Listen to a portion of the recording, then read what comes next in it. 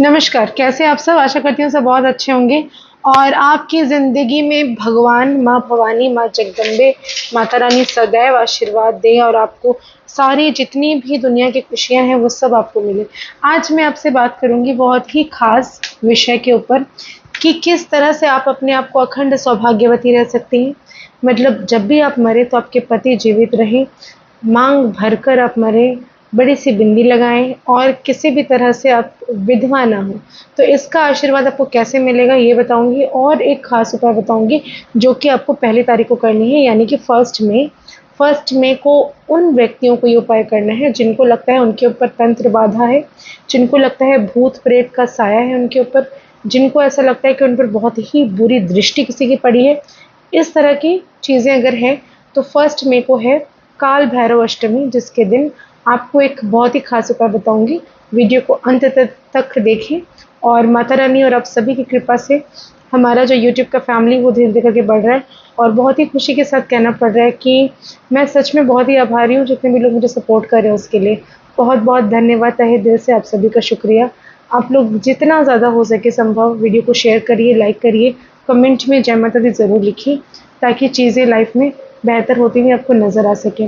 तो चलिए, अगर अभी तक आपको नहीं पता कि मेरा इंस्टाग्राम फैमिली, यूट्यूब फैमिली कौन-सा है तो मैं आपको बता दूँ, एस्ट्रो पूर्णिमा ऑफ़िशियल फ़ेसबुक में और एस्ट्रो पूर्णिमा इंस्टाग्राम में जाके मुझे ज़रूर फ़ॉलो करें और बहुत सारे छोटे-छोटे रील्स बताती हूँ, वो आप ज़रूर देखें। तो चलिए शुरू करते हैं आज की जो भी उपाय मैं बताऊँगी उनसे। तो इसके लिए ज़रूर करें। तो चलिए मैं आपको बताऊँगी कि कैसे आप अखंड सौभाग्यवती रहने का आशीर्वाद माता रानी से पा सकते हैं। किसी भी दिन इस कार्य को किया जा सकता है, चाहे वो सोमवार हो, मंगलवार हो, बुधवार हो, शनिवार हो, कोई भी हो। लेकिन अगर ये कोई विशेष दिन में अगर आप करते हैं तो इसका बेनिफिट आपको ज़्यादा मिलता है, इसमें कोई दो राय नहीं है। क्योंकि जो भी दिन माता रानी का होता है, जैसे मान लीजिए कि कोई भी दिन आप कोई विशेष पूजा है, जैसे कि 10 मई को अक्षय तृतीया होने वाली है, उस दिन इस उपाय को कर सकते हैं या फिर आपको जब भी मन करे, आप तभी इस उपाय को करिए, कोई दिक्कत नहीं है। आपको एक थाल सजानी है, थाली किसी भी चीज़ की हो सकती है, लेकिन बेहतर है अगर आप पीतल का एक नया थाल लेते हैं, जो मंदिर के किसी प्रयोग में आ सके, तो ऐसी एक बड़ी-सी थाल ले लेंगे और उसके अंदर आपको कुमकुम रखनी है। कोई भी पुष्प, अगर गुड़हल का पुष्प आपको मिल जाए तो ये बहुत ही उत्तम रहता है, गुड़हल के पुष्प रखिए उसमें, नहीं मिलता तो आप गेंदे का फूल रख सकते हैं या फिर आपको जो भी फूल मिल जाए, लाल रंग का गुलाब का फूल रख सकते हैं या कोई भी फूल रख सकते हैं, उसको आप उसमें रख लीजिए। चंदन, जो कि पीला चंदन जिसे हम कहते हैं, पीला चंदन का थोड़ा-सा पेस्ट बनाकर उसको भी वहाँ पर रख लीजिए। मीठा पान आपको बनवाना है जिसमें आपको केसर ज़रूर डलवाना है और चूना नहीं डलवाना है, तो मीठा पान ज़रूर रख लीजिए। काजल आपको खरीदिए, जो भी अच्छी कंपनी के जो आप यूज़ करते हैं वैसा ही काजल माता रानी के लिए खरीदिए। एक गन्ना को बहुत सारे टुकड़े करवा लीजिए, कम से कम 11 टुकड़े आप गन्ने के रख लीजिए। सवा ग्राम या फिर हो सकता है 200 ग्राम, 250 ग्राम जीरा खरीद लीजिए, गोटा जीरा। जीरा को आप अपने प्लेट पर रख लीजिए और उसको एक खूबसूरत सी लाल चुनरी, जो कि बहुत ही सुंदर हो, देख रहे हैं मेरे पीछे इस तरह की चुन्नी, ये मुझे काली घाट से माता रानी की दया से मुझे ये दिया गया और ये मेरा आशीर्वाद है, ये समझकर मैं इसको हमेशा अपने पास रखती हूँ। ये चेंज भी होता रहता है, कोई दिक्कत नहीं। मेरे डेस्क में भी ना, आप अगर देखेंगे कभी आएँगे, जो क्लाइंट्स विज़िट करते हैं वो देखते हैं, डेस्क में भी मैंने माँ काली का ही एक चुन्नी लगा के रखा है, जो मुझे ऐसा लगता है कि उनका आशीर्वाद सदैव मेरे पे रहे।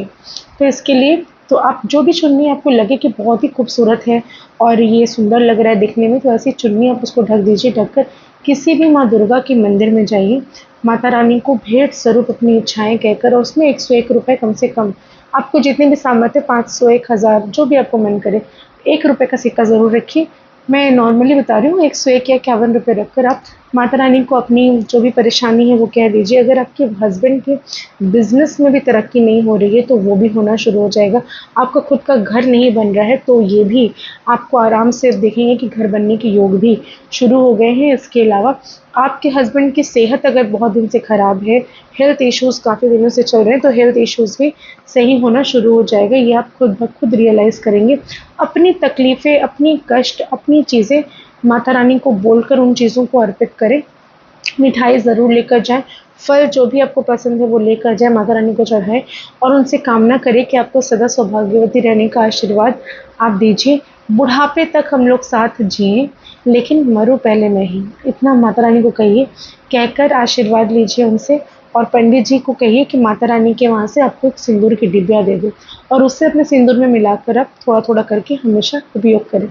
तो ये बहुत ही ख़ास उपाय मैंने बताया, तो जो भी महिलाएँ सदा सौभाग्यवती रहना चाहती हैं, तो उनको ये वीडियो ज़्यादा से ज़्यादा शेयर करिए। आज मैं आपको एक ख़ास उपाय और बताने वाली हूँ, काल भैरव अष्टमी जो कि आने वाली है 1 मई को।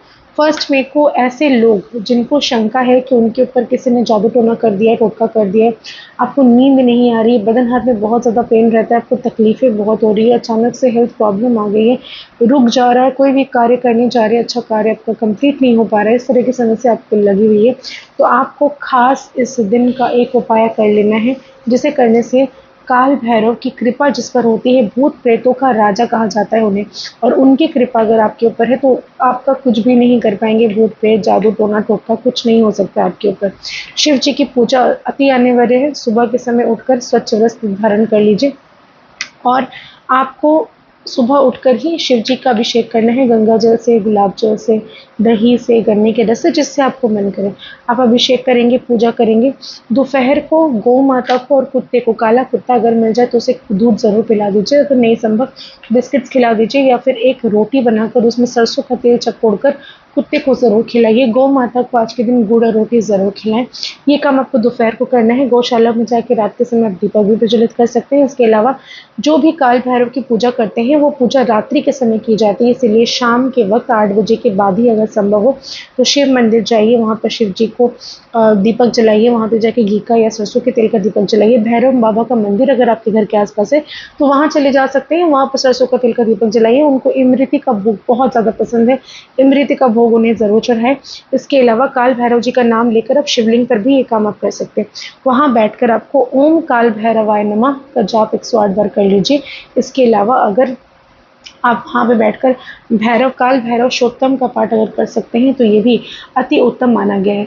तो इन 2 खास उपायों का मानने का रीज़न, बताने का रीज़न ये है कि मैं तो यूजुअली एक ही चीज़ को लेकर बनाती हूँ वीडियो, लेकिन मुझे किसी ने कहा कि मैडम मेरे ऊपर कुछ किसी ने कर लिया है, कमेंट में ही मुझे एक क्लाइंट ने पूछा कि इसके लिए कोई ख़ास उपाय बताइए, तो मैंने उन्हें कहा कि यूट्यूब में जाके आप चेक कर लीजिए। तो ये मैं छोटा रील्स भी बनाऊँगी इसके ऊपर, लेकिन ये जो था मैंने आपको बता दिया, क्योंकि जो भी व्यक्ति इन सब सारी तकलीफ़ों से आप अगर जूझ रहे हैं, तो ये तकलीफ़ें भगवान की दया से बहुत जल्दी आपके घर से, आपके ऊपर से रिमूव हो जाए, इसी मनोकामना के साथ मैं इस वीडियो को यहीं पे इजाज़त चाहती हूँ आप सभी से।